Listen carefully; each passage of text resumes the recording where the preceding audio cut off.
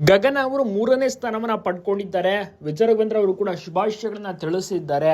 ಯಾಕೆಂದ್ರೆ ಗಗನ ತುಂಬಾ ಚೆನ್ನಾಗಿ ಪರ್ಫಾರ್ಮೆನ್ಸ್ ಅನ್ನ ನೀಡಿ ಇದೀಗ 3ನೇ ಸ್ಥಾನ ಪಡ್ಕೊಂಡಿರೋದು. ಗಗನ ಮತ್ತೆ ಡ್ರೋನ್ ಪ್ರತಾಪ್ ಅವರು ಚೆನ್ನಾಗಿ ಡ್ಯಾನ್ಸ್ ಎಲ್ಲವನ್ನೂ ಕೂಡ ಮಾಡ್ತಾರೆ, ಮನೋರಂಜನೆ ನೀಡ್ತಾರೆ.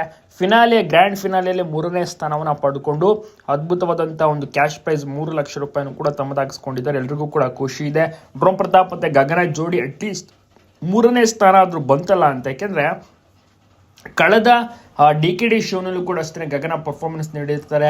ಆಗ್ಲೂ ಕೂಡ ಅಷ್ಟೇ ಅವರು ವಿನ್ ಆಗಲಿಲ್ಲ, ಇವತ್ತಿಗೂ ಕೂಡ ವಿನ್ ಆಗೋಕ್ಕಾಗಲಿಲ್ಲ. ಇದು 3ನೇ ಶೋ ಆಗಿರುತ್ತೆ. ನೆಕ್ಸ್ಟ್ ಬಿಗ್ ಬಾಸ್ಗೆ ಏನಾದರೂ ಎಂಟ್ರಿ ಕೊಡ್ತಾರಾ ಕಾದು ನೋಡಬೇಕಿದೆ. ಗಗನ ಅವರ ಒಂದು ನಟನೆ ಆಗಿರ್ಬೋದು, ಡ್ಯಾನ್ಸ್ ಪರ್ಫಾರ್ಮೆನ್ಸ್ ಎಲ್ಲವೂ ಕೂಡ ತುಂಬಾ ಚೆನ್ನಾಗಿರುತ್ತೆ.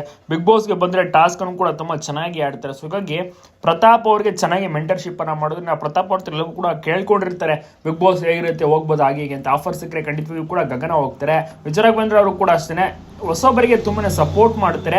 ಗಗನ ಆಟ ಮತ್ತೆ ಅವರ ಪರ್ಫಾರ್ಮೆನ್ಸ್ ಎಲ್ಲವನ್ನೂ ಕೂಡ ಟಿವಿಲಿ ನೋಡಿದ್ದಾರೆ, ಅವ್ರಿಗೂ ಕೂಡ ಇಷ್ಟ ಆಗಿದೆ. ಭರ್ಜರಿ ಬ್ಯಾಚುಲರ್ಸ್ ಪ್ರತಿಯೊಬ್ಬರು ಕೂಡ ವೀಕ್ಷಣೆ ಮಾಡ್ತಾ ಇದ್ರು. ಸುಮಾರು ಒಂದು 5 ತಿಂಗಳಿಂದ ಬರ್ತಾ ಇತ್ತು, ಎಂಜಾಯ್ ಮಾಡ್ತಾ ಇದ್ರು. ಈಗ ಇನ್ನು ಮುಂದೆ ಬರೋದಿಲ್ಲ, ಬೇರೆ ರಿಯಾಲಿಟಿ ಶೋ ಬರುತ್ತೆ.